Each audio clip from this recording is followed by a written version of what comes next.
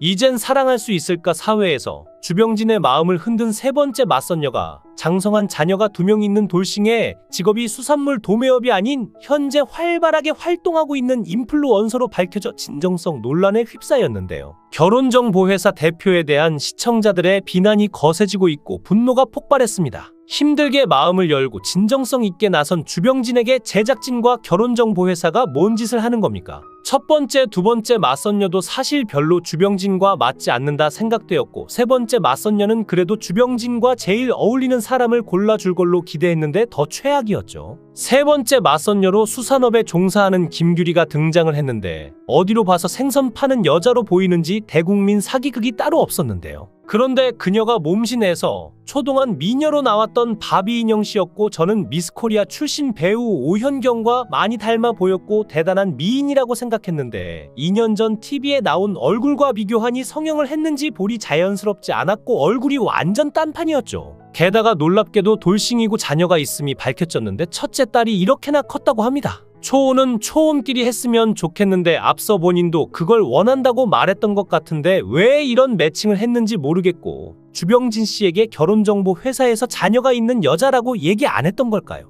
두 아이 엄마와 노총각의 만남이라 제가 보기에는 모르고 만나는 것 같았습니다. 주병진 씨가 여태까지 돈 보고 접근하는 여자들을 피해서 결혼을 안 한 건데 돌싱에 성인 자녀 2명 있는 사람을 매칭하는 결혼정보회사가 어디 있나요? 주병진 같은 재력가는 아기를 낳을 수 있는 여자를 만나야죠. 늦었지만 지금이라도 박수홍 씨처럼 애 낳고 행복한 모습을 꼭 보고 싶은데, 김용근 씨도 애를 낳았는데 주병진 씨처럼 재력 외모 되시는 분이 2세를 낳을 수 있는 여인을 만나야 하는데 정말 이해가 안 가는 프로그램이었습니다. 몸신의 바비 인형 씨로 불린 김규리는 유명 짤로 돌아다녀서 본 기억이 나는데요. 몸신에 출연한 바비 인형 씨는 50대라고 해서 모두가 경악했었는데 주병진과의 소개팅 프로그램에서 그녀는 자기 관리 끝판왕의 면모를 보여줬습니다. 필라테스, 요가, 웨이트는 물론 각종 스포츠까지 두루두루 잘한다고 했고, 실제 소개팅 장소도 골프장이었으니 그녀에게 최적화된 곳이기도 했죠. 넘사벽 외모로 30대인 줄 알았던 주병진의 세 번째 맞선녀 대구에서 올라온 김규리는 알고 봤더니 나이 54세의 돌싱이라고 하여 결혼정보회사에 쓴소리가 잇따르고 있지만, 유쾌한 웃음을 선사한 주병진 씨의 모습은 진짜 앞에 분들과 확연히 달랐는데 역시 여자는 외모인 건가 싶기도 한데요. 신혜선님이랑 술 마시면서 사랑에 관한 진지한 얘기를 나눌 때 정말 인상적인 대화라서 기억에 남았는데, 이번에 보니까 텐션이 너무 달라서 인간적으로 조금 실망은 했지만 어쩔 수 없는 것 같습니다. 그런데 방송 직후 김규리는 진정성 논란에 휩싸였는데 그녀의 인스타그램 계정이 알려지면서 직업이 수산물 도매업이 아닌 인플루언서로 드러났고, 미스코리아 대구 출신의 평생 아가씨 소리만 들어온 그녀는 자녀가 2명 있다는 것이 들통난 것이죠. 2022년 채널A 몸신, MBC 기분 좋은 날 등에도 출연한 이력이 있었고, 실제로 김규리는 2022년 나는 몸신이다 동안 선발대회 편에 출연하여 자신을 바비 인형으로 소개하며 53세라고 밝혀 모두를 놀라게 했는데요.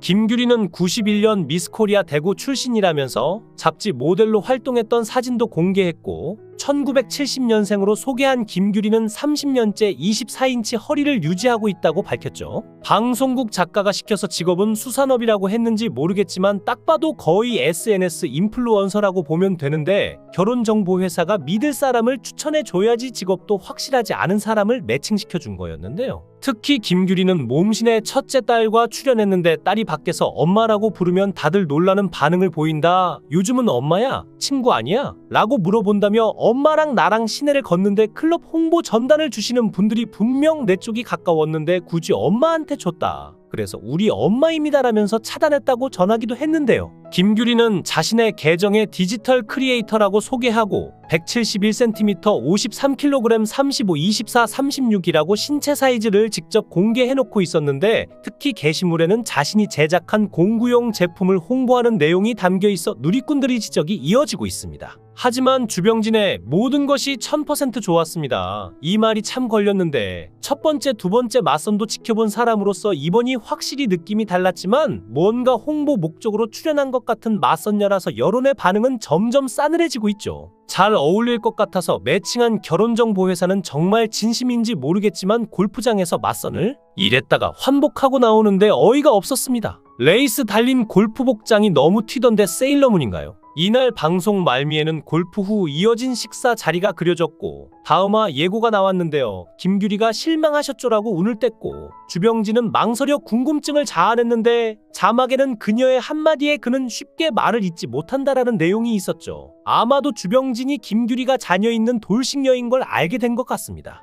누리꾼들은 주병진이 진정성 있게 참여한 프로그램의 홍보 목적으로 인플루언서가 출연한 건가?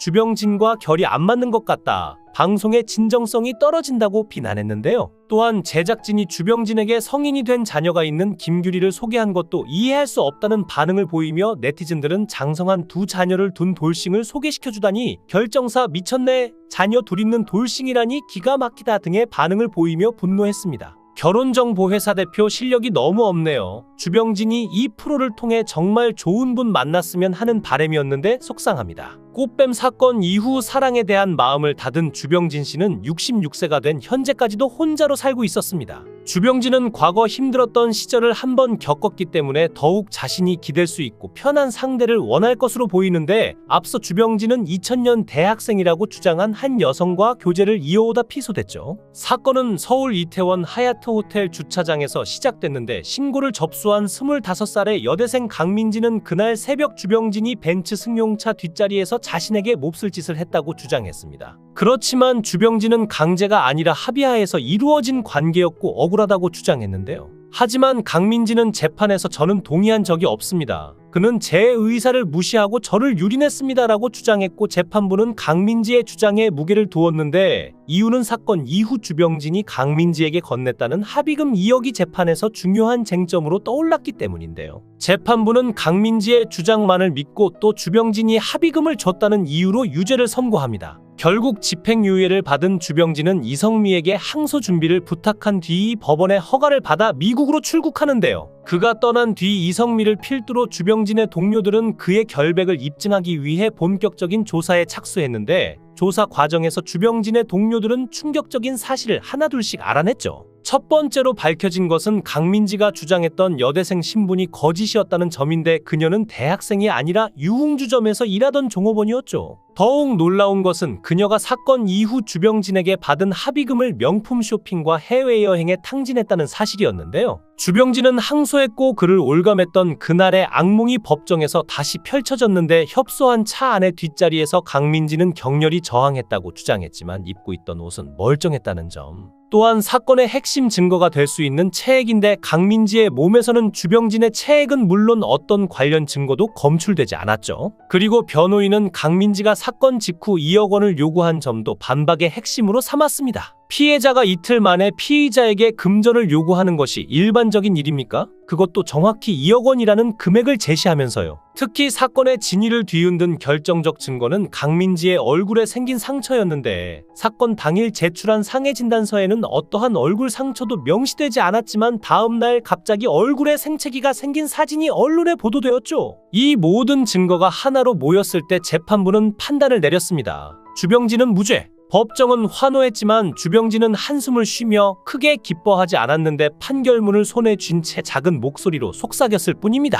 진실은 밝혀졌지만 잃어버린 시간과 명예는 돌아오지 않습니다. 무죄 판결에도 불구하고 주병진의 삶은 이미 산산조각이 나 있었고 그를 비난하던 헤드라인 기사들은 무죄 판결을 고작 두세 줄의 단신으로 실었고 주병진이 무죄 판결을 받았다는 사실이 많이 알려지지 않아 모르는 사람도 많았죠. 이후 강민지는 재판에서 무고와 공갈 혐의로 기소됐지만 정작 법원에 출두하지 않고 사라져 버렸는데 이내 행적은 미국에서 포착됐습니다. 글로리아 강. 이것이 강민지가 미국에서 사용하던 이름이었는데 그녀는 한 유흥업소에서 일하며 생계를 이어나가다 필라테스 학원을 열며 새로운 삶을 시작하려 했지만 사람들에게 알려지자 학원도 결국 문을 닫고 행방은 다시 묘연해졌습니다. 주병진은 66세라는 나이로 이혼남 이미지가 있지만 아직까지 결혼을 한 번도 하지 않은 미혼인데 일각에서는 그가 미혼인 이유가 2000년에 불거진 꽃뱀 강민지와의 사건에서 큰 충격을 받았기 때문이 아니냐는 의문을 제기했는데요. 주병진은 SBS 미운 우리 새끼에 출연해 자신이 살고 있는 초호화 펜트하우스를 공개한 적이 있는데요. 200평대 럭셔리 펜트하우스로 지난 2012년 12월 완공된 주상복합 건물로 테라스 사우나 시설뿐만 아니라 게스트룸 넓은 평수의 침실을 자랑했고, 시세는 정확하게 알려지지 않았지만 2022년도 시세로 대략 60억에서 100억 원에 달하는 것으로 알려졌습니다. 주병진은 아직 결혼을 하지 않았으며 펜트하우스에서 혼자 살고 있는데, 어머니가 나중에 장가가면 이런 여자를 만났으면 좋겠다고 말을 했지만 그것을 지키지 못하고 있다며 아쉬워했는데요. 주병진은 현재까지 총 3번의 맞선을 진행했는데 어떤 최종 선택을 내릴지 귀추가 주목되고 있습니다. 영상을 끝까지 시청해 주시고 귀한 시간 내주셔서 대단히 감사합니다. 구독, 좋아요 꼭 부탁드립니다. 더 좋은 영상으로 보답하겠습니다. 권행